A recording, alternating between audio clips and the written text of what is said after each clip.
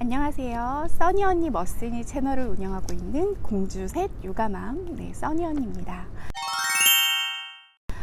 오늘 저는 대한민국 사교육 시장에 관한 이야기를 해보고 싶은데요.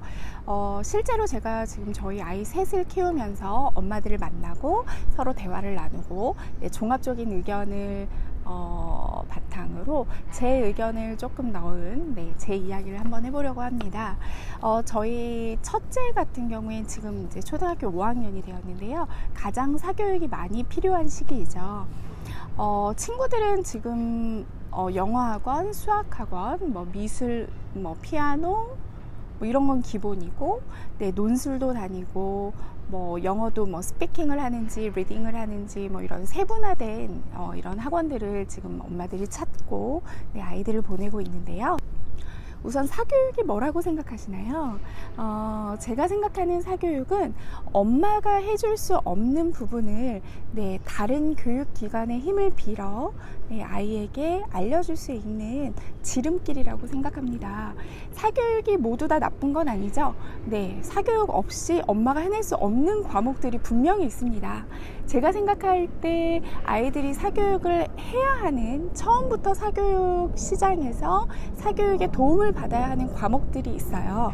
예를 들어 스포츠, 그리고 음악 관련된 거, 악기를 하거나 노래를 하거나 이런 거는 전공자 엄마가 아니고서는 해줄 수가 없는 분야이죠. 그리고 미술, 이런 거. 스포츠 같은 경우에는 야구를 하는 친구들도 있고, 태권도, 합기도 이런 것들은 보편화되어 있는 운동이고요. 이런 거는 사실 아이들이 시간이 많은 저학년 때 빨리 시작을 해서 빨리 단계를 높여 놓는 것이 아이 셋을 키워보니까 이제 시간 절약도 되고 금액적인 부분도 엄마에게 세이브가 되는 그런 방법인 것 같아요. 사교육으로 시작하면 안 되는 과목들이 있다고 저는 생각하는데요. 예를 들어 영어, 수학, 책 읽기 이런 것들이에요. 한 번씩 얘기해 볼게요. 영어 같은 경우에는 일단 아이가 학원을 가게 되면 파닉스를 먼저 합니다. 파닉스는 A, B, C, D 이런 것들의 음가를 배우는 건데요. 이런 걸로 굉장히 많은 시간을 학원에서 아이들에게 투입하게 되는데, 금액도 일반 이제 동네에 이름 있는, 아니면 그냥 동네 어학원이라도 거의 한 20만 원 초반대에서 30만 원 가까이 교재비까지 해서 한 달에 그 정도 가격이에요. 그런데 제가 봤을 때는 아이가 처음부터 영어를 문자로 파닉스 소리를 배우면서 공부를 하게 되면 학습으로 이걸 받아들여서 스트레스를 받게 되겠죠. 그러면 이제 영어는 공부하는 과목, 내가 말을 하고 내 감정을 익스프레션 하는 것이 아니라 이거는 점수를 받기 위한 학습적인 도구일 뿐이다 라고 아이들이 인식하게 돼요. 그러면 여기서 그럼 엄마가 영어를 어떻게 해줘야 할까요? 첫 단계는 집에서 엄마와 함께 영어로 소통할 수 있는 어떤 매개체를 만드는 거예요. 그래서 아이가 귀를 먼저 뚫고, 그리고 입으로 어떤 것을 조금씩 표현을 할 수 있는 그 단계가 되면 이제 문자를 엄마가 조금씩 입력을 해주는 거죠. 파닉스의 기초 단계를 엄마랑 함께 해보고, 그 다음에 엄마가 해줄 수 없는 상황까지, 그런 단계까지 이르렀을 때 리딩이 필요하거나 라이팅을 할 때 문법적인 부분, 과거를 시제를 써야 한다거나 이런 부분이 생길 때 학원을 노크하는 게 좋습니다. 이럴 경우에 아이들은 엄마와 했던 그 학습법이 있기 때문에 굉장히 엄마를 의존하게 되죠. 그러면 영어 학습에 이제 지름길이 생기는 거예요. 그렇게 영어의 지름길을 아이가 스스로 터득을 하게 되면 그 이후의 단계들이 이제 리딩 레벨을 높인다거나 스피킹 같은 경우에는 아이들에게 어떤 모티브가 될 만한 상황들이 있으면 좋을 것 같아요. 저의 경우에는 큰아이 를 중심으로 생각해서 그 아이가 스피킹을 충분히 할 수 있는 환경 조성을 위해서 저희 집에 이제 미국에서 온 교환학생하고 같이 생활한 적이 있었는데요. 한 6개월 정도 같이 생활했었는데 아이들에게 굉장히 좋은 기회였어요. 그 언니와 함께 살면서 네, 언니의 그 나라의 문화를 배우고 또 그냥 10대 아이들이 쓸 수 있는 그런 영어 표현들, 익숙한 표현들을 아이가 습득하게 되고 또 한국말을 가르쳐 주면서 네, 서로 상호작용이 아주 좋았던 시기였던 것 같아요. 그런 엄마, 뭐 저는 이제 봉사의 차원으로 네, 저희 아이들을 위해서 네, 그렇게 이제 교환학생과 지낸 적이 있었는데 아주 좋은 기회였어요.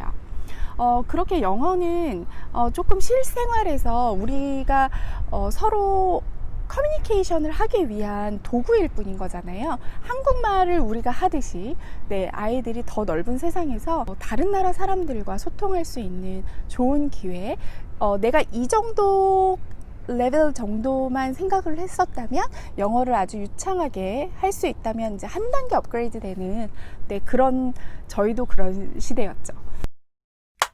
네, 영어는 엄마가 처음에 같이 시작하는 그런 시스템으로 좀 생각하면 좋을 것 같아요. 이게 엄마표 영어일 수도 있고요. 아니면 아이를 사교육 시장에 내놨을 때 돈을 조금 세이브하고 시간을 또 단축하고 그리고 학습으로 인한 스트레스를 받지 않고 엄마랑 롱런할 수 있는 네, 서로 윈윈해서 시너지가 날 수 있는 그런 좋은 계기를 만드는 거라고 저는 생각합니다. 그리고 두 번째 수학인데요. 이거는 책 읽기가 기반이 돼야 된다는 얘기를 많이 들어보셨을 거예요. 선배맘들이 그런 말들 많이 하시죠. 요새는 수학이 창의 수학도 있고요. 주관식이 굉장히 아이들이 이걸 해석하지 못하면 한국말인데도 불구하고 아이들이 해석하지 못하면 문제를 풀어낼 능력이 안 되는 거죠. 네, 그래서 가장 기본이 돼야 되는 건 책 읽기인데요. 책도 다양한 분야가 있기 때문에 아이가 좋아하는 뭐 창작인지 뭐 명작인지 전래동화인지 아니면 수동화, 과학동화 뭐 여러 가지가 있잖아요.